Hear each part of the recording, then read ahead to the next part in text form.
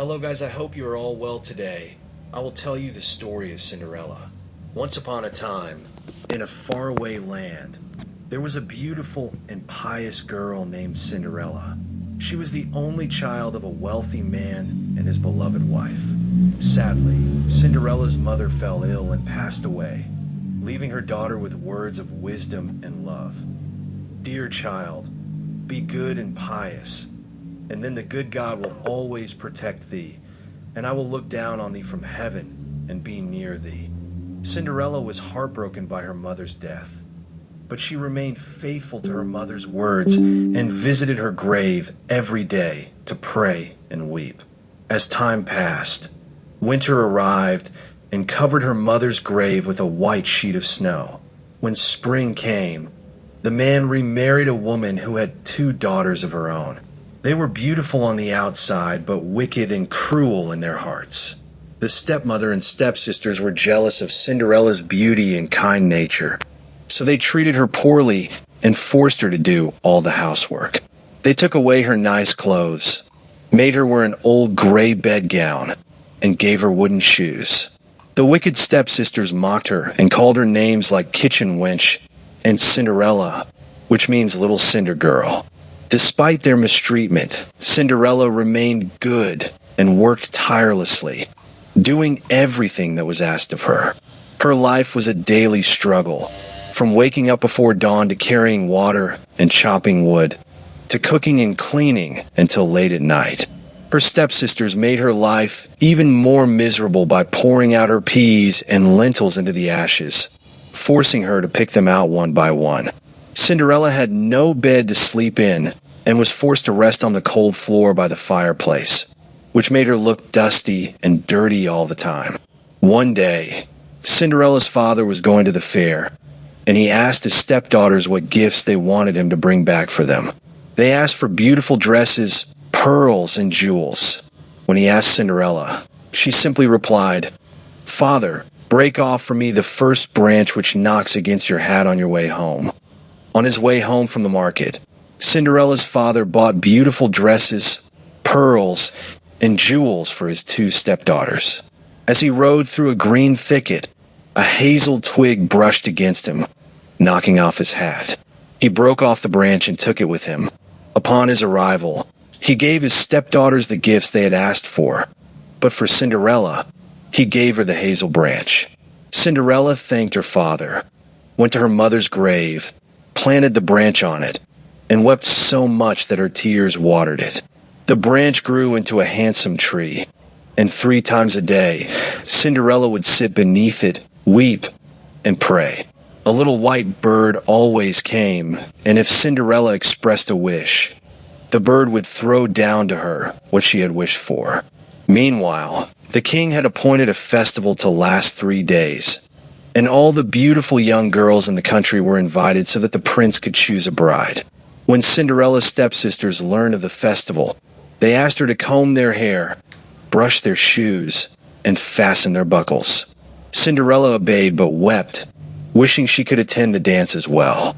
She begged her stepmother to allow her to go, but her stepmother refused, saying she was dirty and had no suitable clothes or shoes. As Cinderella continued to plead, her stepmother made a deal. If she could pick out a dish of lentils from the ashes in 2 hours, she could go to the festival. Cinderella went to the garden, called upon the birds, and recited, "You tame pigeons, you turtle doves, and all you birds beneath the sky, come and help me to pick. Sort through the ash, winged friends of mine, help me find the lentils, pure and fine." Then, to Cinderella's surprise, 2 white pigeons flew in through the kitchen window, followed by turtle doves and birds of all kinds, fluttering and chirping as they landed among the ashes. The pigeons nodded their heads and began pecking at the grains, and the other birds soon joined in, picking the good ones and leaving the bad. In no time, they had gathered all the good grains into a dish and flew away as quickly as they had come. Cinderella was overjoyed and took the dish to her stepmother, hoping it would convince her to let her attend the festival. But her stepmother was unimpressed and set Cinderella another impossible task. She was to pick 2 dishes of lentils out of the ashes in 1 hour. Cinderella knew it was hopeless, but then she remembered the birds that had helped her before. So she went out into the garden and cried out to them for help. Select the finest from the rest, and gather what is truly blessed. To her amazement, the white pigeons and turtle doves, as well as all the other birds in the sky, came whirring and crowding in once more. They landed amongst the ashes and began picking the good seeds into the dishes. Cinderella watched in awe as they finished the task in half an hour and flew away again.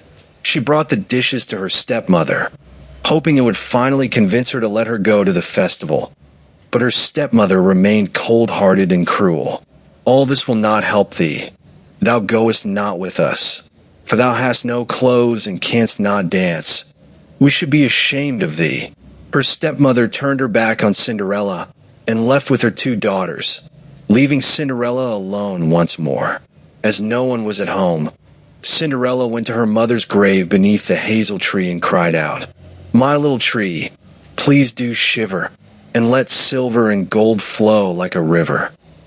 To her surprise, the bird threw a beautiful dress made of gold and silver, along with embroidered silk slippers.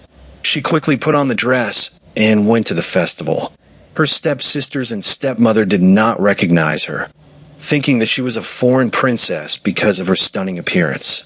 They never once thought that she could be Cinderella, believing that she was still at home in the dirt, picking lentils out of the ashes. The prince was captivated by her beauty and danced with her all night.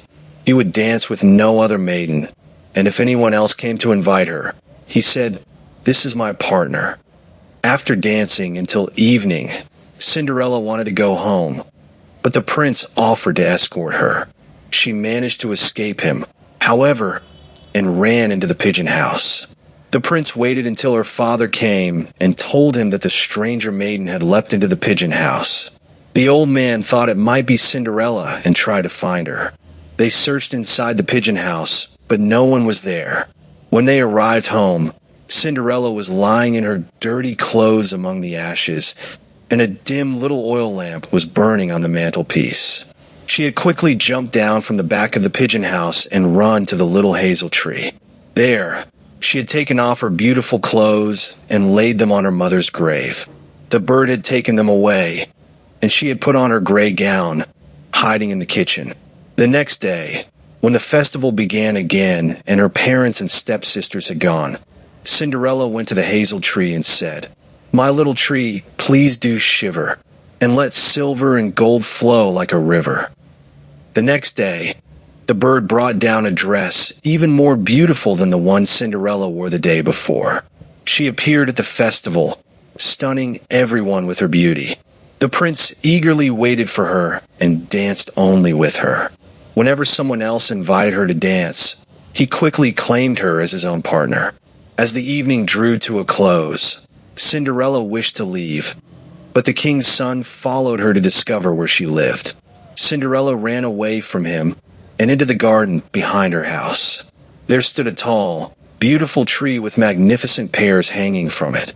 She climbed up the tree so nimbly that the king's son could not keep up with her.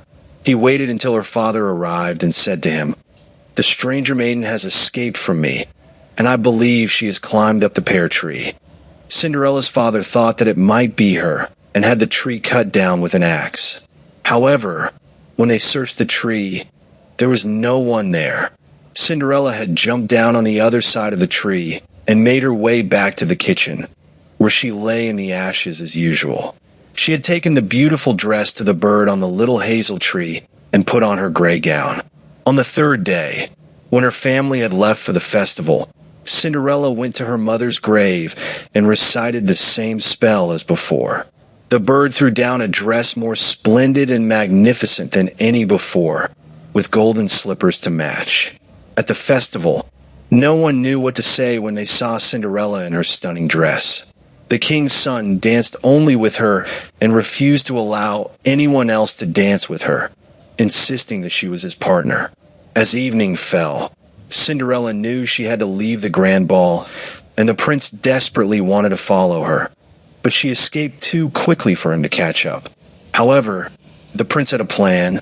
He smeared the entire staircase with pitch, and as Cinderella ran down it, her left slipper got stuck.